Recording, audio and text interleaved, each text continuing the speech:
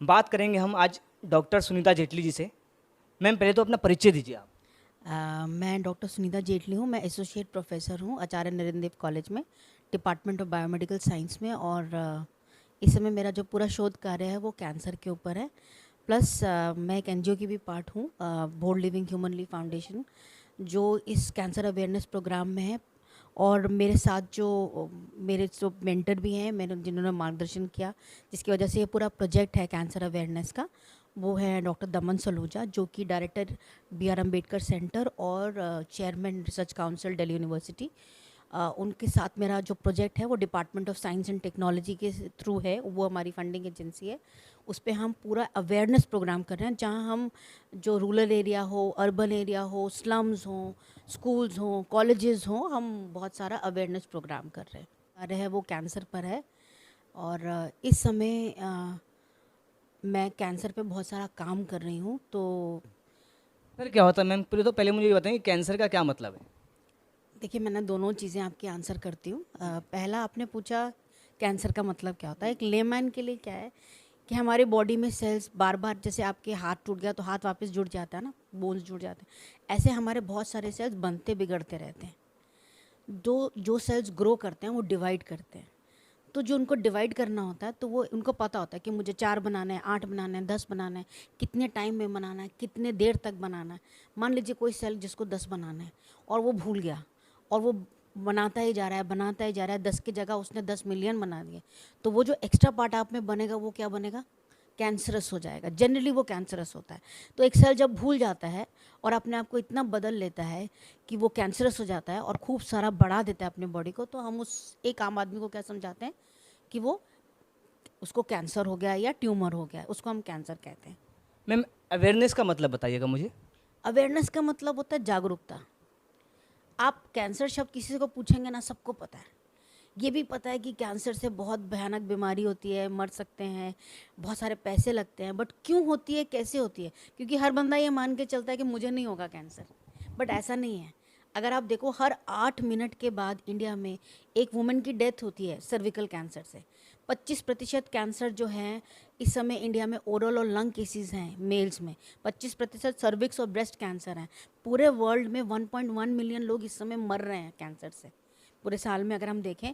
और ना केवल मर रहे हैं, मगर ये सेकेंड या third leading cause of death है in every country. Heart attack के बाद, रोड एक्सीडेंट्स के बाद, cancer is one of the biggest cause. मैं कहूँगी कैंसर से ज़्यादा लोग मरते हैं एज़ कम्पेयर टू कोविड। ठीक है। तो अगर हम सिंपल छोटी छोटी चीज़ों से जागरूकता क्या करना चाहिए इसके लिए। देखिए, कैंसर की रोकथाम करने के लिए हमें 3-4 चीज़ों का ख्याल रखना है। कैंसर सबसे पहले लाइफस्टाइल डिजीज़ भी हो सकती है। आपको अपनी लाइफस्टाइल को बदलना है। जो हमारी पद्धति थी ना पहले की, सुबह जल्दी उठना, टाइम पे खाना, टाइम पे सोना, जिससे हमें स्ट्रेस नहीं होता था, वो सब हमने बदल दिया। हम रात को जागते हैं, एक्स्ट्रा काम करते हैं, स्ट्रेस लेते हैं। तो ये जो पद्धति हमने अपनाई है वो गलत है। हम कहीं टाइम पे खाते नहीं हैं, और जो खाते हैं वो अपने आप में बहुत सारी ऐसी चीज़ें हैं जो कैंसर कॉज करता है। जैसे छोटी सी चीज़ है कि जो हम तेल यूज़ करते हैं, बहुत सारे लोग क्या करते हैं, एक बार तल लिया, फिर रख दिया, फिर उसको दोबारा यूज़ कर लिया। ये जो हम दोबारा यूज़ करते हैं, उसमें एक ऐसा पदार्थ बनता है जिसको हम कार्सिनोजन कहते हैं, मतलब कर्क योग को जो बना सकता है तुम्हारी आपकी बॉडी में। तो वो हम तेल उपयोग हमें नहीं करना चाहिए। या हम कहते हैं कि हम बहुत ज़्यादा शुगर खा रहे हैं, बहुत ज़्यादा हम आजकल क्या कहते हैं, सॉल्ट कंज्यूम कर रहे हैं। ये भी हमारी बॉडी में बहुत सारे स्ट्रेसेस पैदा करते हैं। तो जो हमारे खाने की तरीका है वो भी हमारे कैंसर के रोकथाम में काम आ सकता है। हमारे रहन सहन का तरीका हो सकता है। जो जैसे आप अगर बाहर जा रहे हैं, वापस घर आते हैं, अगर आप जल नीति करते हैं या गार्गलिंग करते हैं, या अगर आप अच्छे से हाथ धोते हैं, अपने आप को नहलाते हैं, मतलब अपने आप को क्लीन रखते हैं, तो उससे आपके जो दिन भर में आपने जो वो देखा होगा इफ़ेक्ट होगा कार्सिनोजन का, वो कम हो जाएगा। तो बाकी जैसे आपको बताया गया, जैसे जो खाना है उसको धो के खाइए। अब तो ये भी कहते हैं फल सब्जी को आप पानी में डुबा दीजिए, ताकि उसके ऊपर जो पेस्टिसाइड फंगीसाइड लगे हुए हैं जिससे कार्सिनोजन कैंसर हो रहा है, वो भी आप अपने आप को बचा सकते हैं। तो रहन सहन का तरीका, खाने का तरीका, अगर आप बिल्कुल वॉक नहीं कर, मतलब एक्सरसाइज नहीं कर सकते, आप बैठे बैठे प्राणायाम कर लीजिए, डीप ब्रीदिंग कर लीजिए। आप और कुछ नहीं तो 10 मिनट 20 मिनट सिर्फ वॉक कर लीजिए, थोड़ा सा बाहर निकल के घूम लीजिए। तो ये सब जो चीज़ें हैं ना, ऐसा नहीं है कि हमारे अंदर कैंसर नहीं है। आप मान के चलिए हर आदमी के अंदर कैंसर बनाने की प्रक्रिया चल रही है, मगर वो कैसे खाता है, कैसे रहता है, कितना वर्जिश करता है, सिगरेट और उसका मतलब अल्कोहल का सेवन नहीं करता है, इससे बहुत बात निर्भर होती है कि वो कैंसर सेल्स बनते भी हैं और ख़त्म हो जाते हैं। मैम ये छोटा सा सवाल मेरा आपसे ये रहेगा कि जो आपने 1 मिलियन की बात कही कि हाँ 1.1 मिलियन हर साल कैंसर से लोग ख़त्म होते हैं। मैम इसमें जो है 1.1 मिलियन में ये हाई हाई क्वालिटी के लोग जो हाई लेवल बहुत ऊंची पोस्ट अच्छे पैसे वाले होते हैं या मिडिल क्लास के होते हैं या पूरा फैमिली वाले होते हैं, इनमें सबसे ज़्यादा कौन होते हैं? नहीं, ऐसा नहीं बताऊँ बोल सकती मैं आपको बताती हूँ। जैसे जो बहुत लोअर तबके के लोग हैं उनमें ज़्यादातर देखा गया है कि लड़का और लड़की मतलब मेल एंड फीमेल दोनों वो तंबाकू का सेवन करते हैं, बीड़ी पीते हैं। तंबाकू अपने आप में बहुत बड़ा कार्सिनोजन है। जितने भी आप ओरल कैंसर केसेस देखेंगे, लंग कैंसर केसेस देखेंगे, वहाँ पर क्या होता है? तंबाकू। मैम ऐसा होता है सिगरेट के पैकेट के ऊपर लिखा होता है smoking is very dangerous, but फिर भी लोग उसे देखकर पीते हैं। कॉफ़ी में कैफीन होता है, टी भी डेंजरस है, टी और चाय भी सब पीते हैं। ठीक है ना? जितने भी आपके पैक्ड ड्रिंक्स हैं जिसमें हाई शुगर कंटेंट है, उसमें भी बहुत सारी चीज़ें आपको अफेक्ट कर सकती हैं आपकी हेल्थ को। मैम इतने सारे प्रोग्राम्स मैंने देखे हैं आपके, आप कैसे मैनेज करती हैं इन सब प्रोग्राम्स को? देखिए, हमारी 2 तरीके हैं।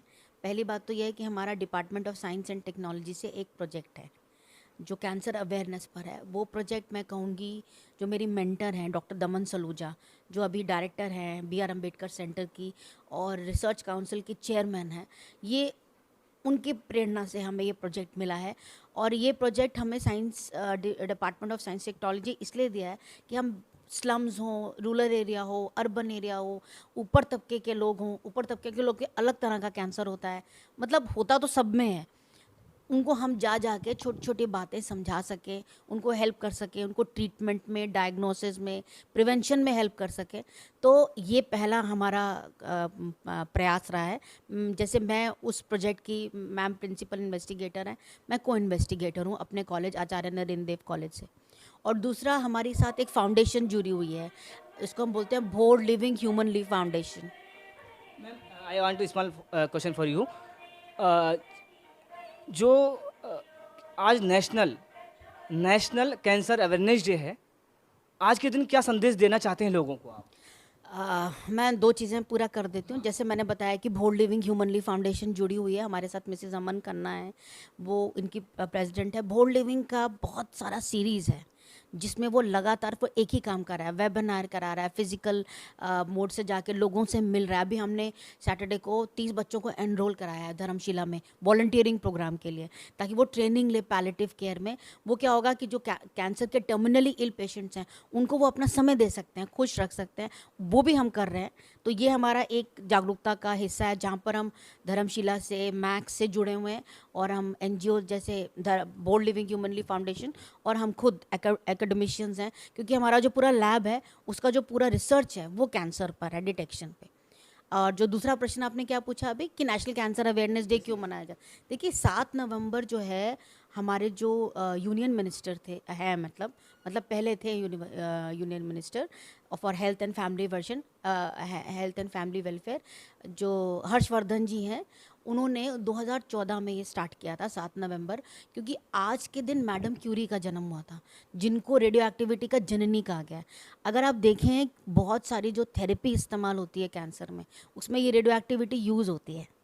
तो जो थेरेपी का बहुत बड़ा पार्ट है उसका श्रेय इस शोध को जाता है, और इस शोध का श्रेय जो है रेडियोथेरेपी का, उसको रेडियोथेरेपी का नहीं, रेडियो एक्टिविटी का श्रेय जाता है मैडम क्यूरी जी को। तो मैडम क्यूरी जी की बर्थ एनिवर्सरी है 7 नवंबर, तो उसको कोमेमोरेट करते हुए आज का दिन इंडिया में घोषित किया गया था as a national cancer awareness day.